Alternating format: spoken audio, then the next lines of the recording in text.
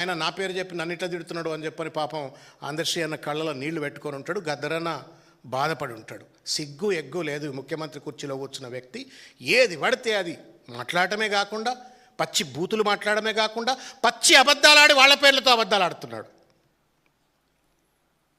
పచ్చి అబద్ధాలు ఆడుతూ వాళ్ళ పేర్లతో ఇవాళ ఆయన ఏదో గొప్పతనం చేస్తున్నట్టుగా ఆయన మాట్లాడుతున్నాడు. దుర్మార్గము. దీన్ని మేము తీవ్రంగా ఖండిస్తూ ఉన్నాము. కవుల భుజాలపై తుపాకులు పెట్టి కాల్చటం రేవంత్ రెడ్డి నీ బలహీనతకు నిదర్శనం, నీ చేతగానితనానికి నిదర్శనం, నీ మూర్ఖత్వానికి నిదర్శనం. ఇది కవి వారసత్వాన్ని విధ్వంసం చేయటమే, ఆ కవి యొక్క వ్యక్తిత్వాన్ని హననం చేయటమే, మొత్తం సమాజాన్ని కూడా ఇవాళ డోలాయమానంలో పడేసేటువంటి ఒక రీతిలో ఇవాళ అమరకవి అందశ్రీ యొక్క వేదిక పైన అడ్డమైనటువంటి ఒక మాటలు మాట్లాడినట్టు ఒక మూర్ఖడా రేవంత్ రెడ్డి. నీ వైఖరి తెలంగాణ సమాజం తరపు నుండి మేము తీవ్రంగా ఖండిస్తూ ఉన్నాము. నేను అడుగుతా ఉన్నాను, రేవంత్ రెడ్డి మాట్లాడిన 40 నిమిషాల ప్రసంగ పాఠం ఇదంతా. ఇది చదువుతుంటే అరే ఈయనేందా ముఖ్యమంత్రి, ఈయన ముఖ్యమంత్రి ఏంది, మనం ఈ తెలంగాణలో మనం ఏంది ప్రజలం ఎట్లుంటున్నాం అని చెప్పని బాధ కలిగినట్టు పరిస్థితి. ఏదేదో మాట్లాడిండు. ఆయన ఏమంటాడు, ఎన్ని కేసులు పెట్టినా, ఎన్నిసార్లు జైలుకు పంపించినా, లొంగ తీసుకోవాలని చూసినప్పుడల్లా గుండె ధైర్యాన్ని నింపుకోవడం కోసం అందశ్రీగానా నిన్న అని చెప్పని మాయమైపోతున్నాడమ్మా అని చెప్పని మనిషన్నవాడు అని చెప్పని పాట ఇన్నా అంటున్నాడు. నిజంగా ఇన్నావా రేవంత్ రెడ్డి? గుండెతో విన్నావా, చెవులతో విన్నావా? ఇన్నట్టు నటించినవా? మాయమైపోతున్నాడమ్మా మనిషన్నవాడు అన్న పాట ఇన్నటువంటి ఒక మనిషి ఎవడైనా సరే రేవంత్ రెడ్డి లెక్క వ్యవహరించాడు. మాయమైపోతున్నాడమ్మా మనిషన్నవాడు అన్నటువంటి ఒక పాట ఎవడన్నా గుండె పెట్టింటే, మనసు పెట్టింటే, ఆత్మతో వింటే రేవంత్ రెడ్డి లెక్క దూషణ పర్వానికి తెర తీయడు. అసలు నువ్వు మనిషివేనా? నీలో రక్తం ఉందా, చీముందా? ఏం భాష అది?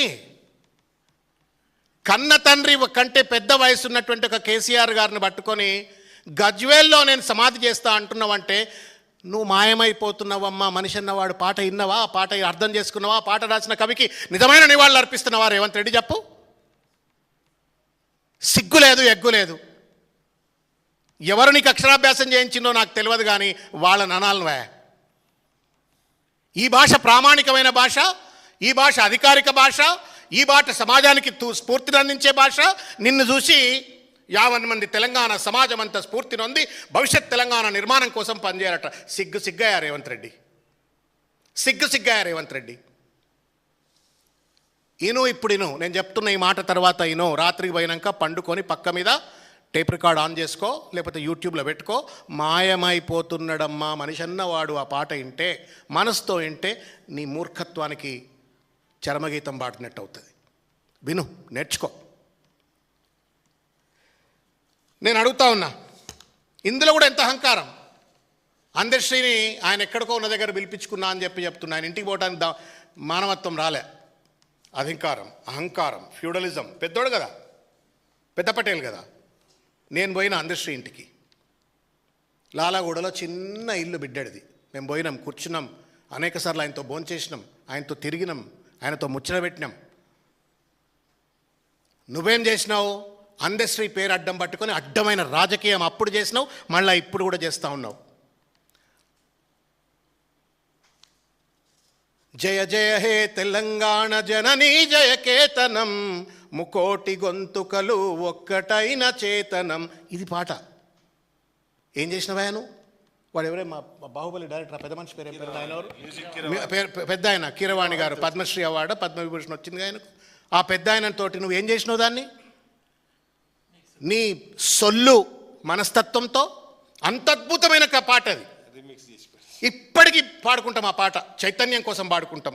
తెలంగాణ అస్తిత్వాన్ని, ఆత్మగౌరవాన్ని, ఉద్యమాన్ని గుర్తు చేసుకోవడం కోసం ఇప్పుడు పాడుకుంటాం ఆ పాట. ఆ పాట స్వరూపాన్ని మార్చేసినావు, స్వరాన్ని మార్చేసినావు, రాగాన్ని మార్చేసినావు, మ్యూజిక్ని మార్చేసి నీ సొల్లు సినిమా తత్వాన్ని అందులో పెట్టి నేను అమరకవి అందశ్రీని గౌరవించిన అని చెప్పని అంటున్నావు. కేసీఆర్ గారు గౌరవించలేదు అంటున్నావు కదా. నువ్వు రాయించినావు ఆ పాట మొదట్లో. దానికి ఎవరు పాట పాడించిండ్రు? ఇదే కేసీఆర్ గారు కదా. రామకృష్ణ బాలసుబ్రహ్మణ్యం తెలంగాణ పాట నేను పాడను అని అంటే నువ్వేందయా పాడేది అని చెప్పని ఆ రోజు రామకృష్ణ గారితో రికార్డింగ్ చేయించిన చరిత్ర కేసీఆర్ గారిది. ఆయన గౌరవించలేదా? సరే, తర్వాత జరిగిన పరిణామక్రమాలు వాళ్ళిద్దరికీ తెలుసు, ఏమైంది ఎందుకైంది అని చెప్పని. 10 జిల్లాలు ప్రణమిల్లిన తెలంగాణ 31 జిల్లాల ముచ్చటైంది. మార్పులు చేర్పులు ఏం కావాలనుకుండో ఏమనుకుండో అది వేరే ముచ్చట.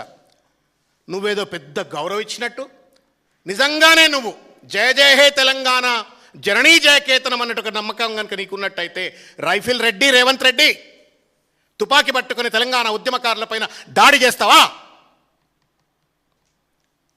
రైఫిల్ రెడ్డి రేవంత్ రెడ్డి తెలంగాణ ఉద్యమకారులను చంపడం కోసం చంద్రబాబు నాయుడు దండయాత్రలు చేస్తూ ఉంటే ఆ దండయాత్రలో భాగమవటం కోసం అని చెప్పని తుపాకులు పట్టుకొని పోతావా? అంటే ఏంటి? నువ్వు డ్రామా చేస్తున్నావు. అయాల డ్రామా చేసినావు, ఇయాల డ్రామా చేస్తున్నావు. అందశ్రీ పేరంటాడు, గద్దరన్న పేరంటాడు.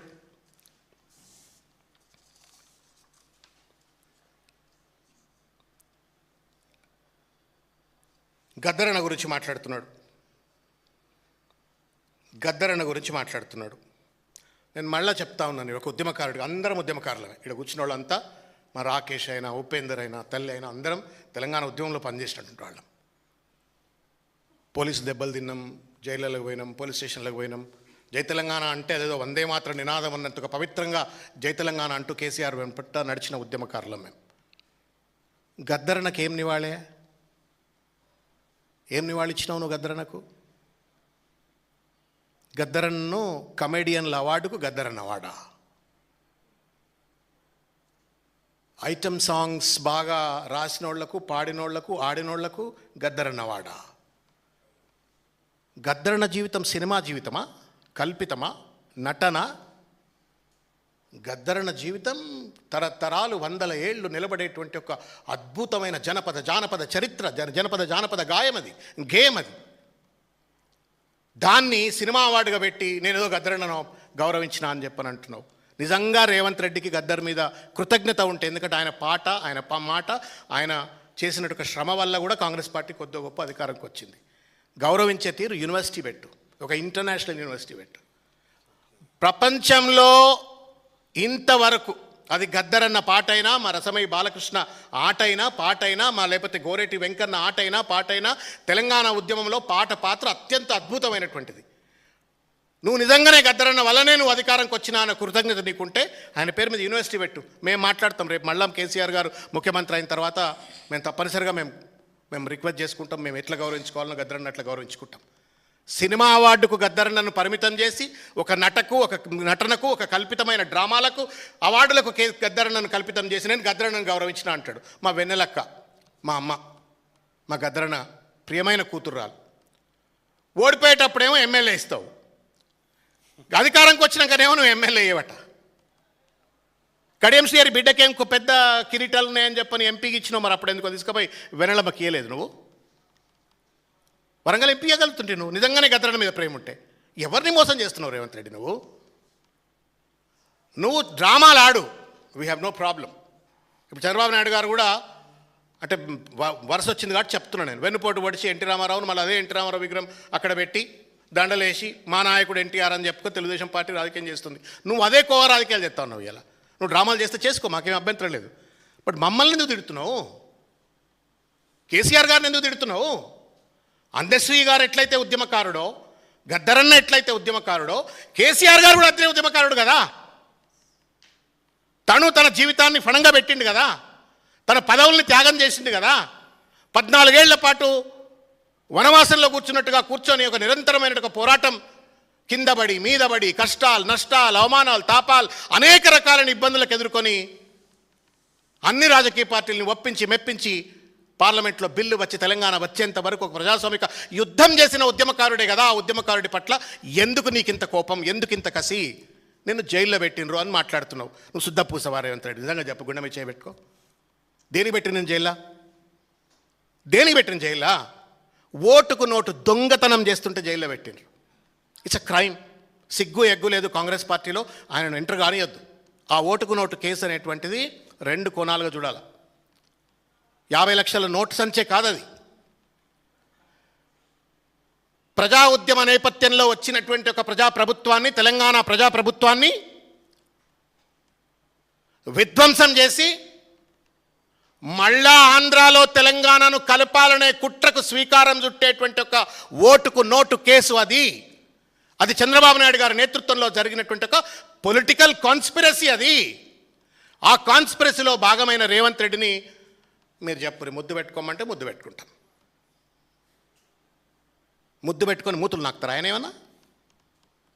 You wanted to destroy Srikantachary నుండి మొదలుకుంటే దాదాపు 1100 మంది తెలంగాణ అమరవీరుల యొక్క త్యాగాల ఫలితంగా వచ్చిన తెలంగాణ రాష్ట్రాన్ని ఆంధ్ర పాలకుల యొక్క మెప్పు కోసం ఓటుకు నోటు కేసు ద్వారా నువ్వు ప్రజాప్రభుత్వాన్ని, కేసీఆర్ ప్రభుత్వాన్ని విధ్వంసం చేసే కుట్ర చేస్తుంటే ముద్దు పెట్టుకోవాలట ఆయనను.